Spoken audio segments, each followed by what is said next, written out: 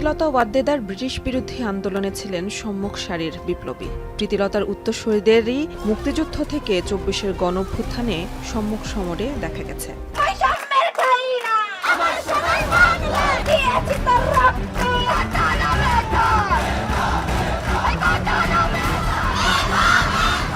বাংলাদেশের ইতিহাসে নারীদের বরাবর রাজনীতি সচেতন দেখা গেলেও রাজনীতির মূলধারায় নারীদের মুখ খুবই নগণ্য।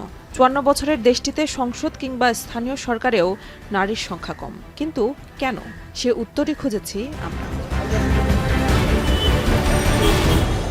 একটা সময় রাজনৈতিক ভিন্ন মতাদর্শের ব্যক্তিকে রাজনৈতিকভাবে ঘায়েল করার চল ছিল, তবে দিন বদলের সাথে পাল্টেছে রাজনৈতিক সেই জবাবের। অনলাইনের যুগে তা দাঁড়িয়েছে ব্যক্তিজীবন নিয়ে কাটাছেঁড়ার মতো ঘটনায়, আর সেখানে নারী হলে তা চলে যাচ্ছে সকল নৈতিকতার বাইরে।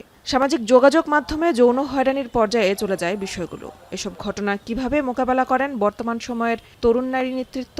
আমার পুরুষ সহযোদ্ধা আরেকজন পুরুষ রাজনীতিবিদ, তারা যে মতামত দিচ্ছে সেই একই মতামত আমি দিচ্ছি, কিন্তু আমাকে বুলি করার এবং তাদেরকে বুলি করার দুইটার ব্যাপারে আসলে আকাশ পাতাল তফাৎ থাকে। মোস্টলি আমাকে বুলি করা হয়, আমি একজন নারী, তাই যখনই একটা মেয়ে ভোকাল হয় সাথে সাথে কিন্তু তার উপর এক ধরনের একটা অ্যাটাক এসে পড়ে।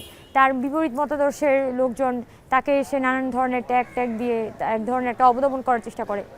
সো এই জিনিসটা কিন্তু বর্তমানে রাজনীতিতে খুব প্রমিনেন্ট হয়ে এসেছে, এবং আমি যেটা বলবো এটা কিন্তু অনেক কার্যকরীও হয়েছে। যে নারীরা আগে দেখা যেত পলিটিক্সে তারা আসার ব্যাপারে আগ্রহ বোধ করছে ৫ আগস্টের পর, সেই মেয়েরা কিন্তু নানানভাবে হারিয়ে গেছে। আমি মনে করি যে এটা অনেক রেড সিগন্যাল। এনসিপিকে তখনই আমি নারী বান্ধব বলবো যখন যে নারী এনসিপির কোনো কাজে আসবে না, কোনো উপকারে আসবে না, তার জন্য এনসিপি কথা বলবে, তার জন্য সাপোর্টিভ হবে। এগুলো যাতে না হয় সেটার একটা কি সমাধান হতে পারে, এইসব নীতিমালা আসলে দলে থাকতে হবে। এ তো গেল নতুন নেতৃত্বের কথা। দীর্ঘদিন রাজনীতির মাঠে থাকা নারীরা কেমন আছেন? প্রশ্ন ছিল দেশের অন্যতম বৃহৎ দল বিএনপির সাবেক সংসদ সদস্যের কাছে। আমি তথ্য মন্ত্রণালয়ের একটা রিপোর্ট দেখছিলাম, যেখানে বলছে যে কোন নারী কতটুকু সাইবার বুলিং এর শিকার হয়েছে, মিথ্যা তথ্যের শিকার হয়েছে, AI generated photos or AI generated নিউজের শিকার হয়েছে। সেখানে আমারটা এসছে 25%। আমার উপরে যে আক্রমণ করেছে সেটা অ্যাবসলিউটলি আমাকে স্লাট শেমিং করা হয়েছে 15 বছর। তারপরে নতুন রাজনীতি, নতুন বন্দোবস্ত, নানান রংচঙে কথাবার্তা বলে যেই দক্ষিণপন্থীরা এখন ক্ষমতায় আসবার চেষ্টা করছে, তারা তো একই রকম নোংরা। শুধু নারী রাজনীতিবিদ নয়, মতের অমিল হলে বাদ যাচ্ছে না কেউই। আর সেই ক্ষোভই যেন ঝাড়লেন গণমাধ্যম সংস্কার কমিশনের সদস্য ও ঢাকা বিশ্ববিদ্যালয়ের এই অধ্যাপক।